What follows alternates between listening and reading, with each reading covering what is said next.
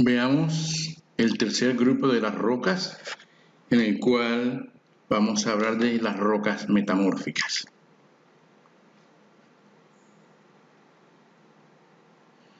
Hablar de metamorfismo es hablar de cambios. En este sentido de hablar de cambios, entonces son unas rocas preexistentes que generan algunos cambios físico-químicos por algunas reacciones de compuestos completamente afines y que entran dentro de ese proceso de reacomodación. Miremos aquí cómo un tipo de arcillas pueden generar unas transformaciones a unas micas y tener un grado de metamorfismo dentro de este proceso. Como una roca ígnea, que es un granito, mediante estos esfuerzos de compresión se convierte en un gneiss. Es mirar cómo los minerales de colores oscuros están como alineándose y me generan una nueva estructura, y es la nueva estructura gneísica característica de las rocas metamórficas.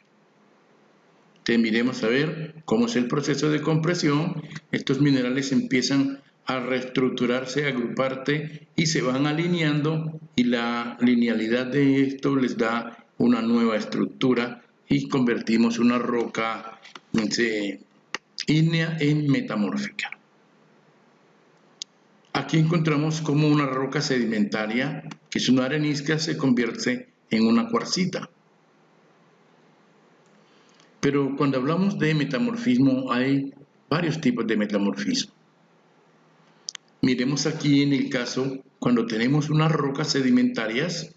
Las que están aquí en el fondo son unas rocas que tienen una mayor presión y además a mayor profundidad hay mayor temperatura.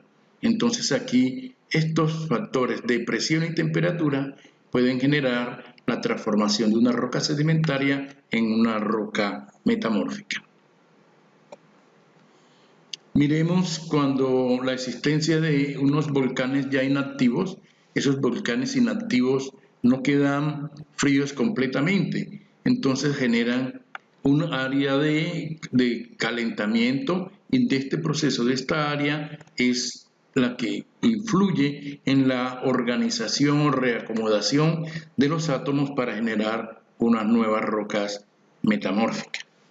Miramos aquí cómo la existencia de toda esta cámara magmática a unas bajas temperaturas relativas, entonces modifica la estructura de estos materiales que están en su cercanía y me va a generar otro tipo de rocas metamórficas. Al presentarse estos movimientos de desplazamientos de estas placas, entonces hay unas zonas que se generan unos procesos de calentamiento en estas zonas de subducción. Entonces este calentamiento también genera otro tipo de rocas metamórficas. Así encontramos entonces que hay unas rocas metamórficas que las denominamos dinámicas, y estas son dinámicas porque se presentan por el efecto de la existencia de unas fallas y que se activan en determinado momento y generan una modificación en su entorno. La modificación en su entorno me genera un tipo de metamorfismo. El solo hecho de estos materiales que están a bastante profundidad también me están generando otro tipo de metamorfismo, que es el metamorfismo regional. Pero estos que están asociados a la cercanía de un magma relativamente frío me genera los metamorfismos de contacto. Dependiendo del tipo de metamorfismo, entonces se da la presencia de uno u otros minerales. Vemos que a bajas presiones, digamos hasta 200 grados, me vienen a aparecer cuáles son los tipos de metamorfismo. Si son las pizarras y las filitas, y que los minerales predominantes son las cloritas, las moscovitas y algunas biotitas. Cuando el grado de temperatura es intermedio, entonces se me forman los esquistos, y estos están conformados por feldespato, cuarzo, esclerolita, granates, biotitas y algunos moscovitas. Y cuando el grado de temperatura es superior a 800 grados, vemos que se me genera otro tipo de rocas metamórficas, que son los gneiss. Entonces, las temperaturas de la cercanía en el cual se generan los fenómenos da el tipo de características de las rocas o el grado de metamorfismo que se presenta en cada uno de ellos. Allí entonces, cuando hablamos de las rocas metamórficas, hay dos grupos, unas que son foliadas y otras que son no foliadas. El término de foliados corresponde a unas rocas que se ven con pequeñas o delgadas capas. Estas capas constituyen entonces ese bandeado en el cual vamos a encontrar micas, horblendas y diferentes de estos minerales que entran a conformar las rocas. Y estas son los que denominamos entonces los gneiss. Aquí encontramos tres tipos de gneiss en los cuales se genera el metamorfismo y vemos que esto se genera a altas temperaturas. Las no foliadas son aquellos que son esquistos. Entonces, vemos aquí otro tipo de materiales que son las cuarcitas, los esquistos, y son rocas dentro del grupo de rocas metamórficas.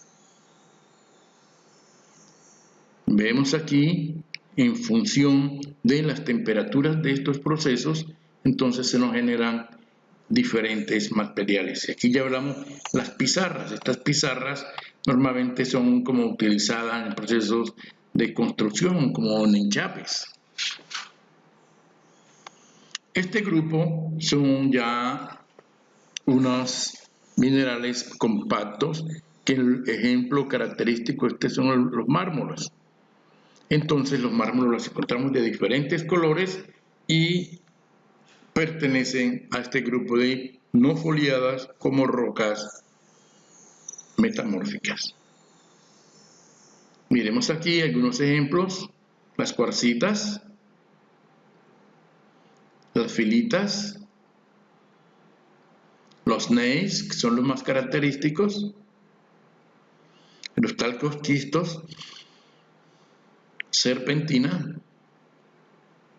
el mármol. Aquí tenemos un mármol sin pulir, y aquí tenemos un mármol pulido,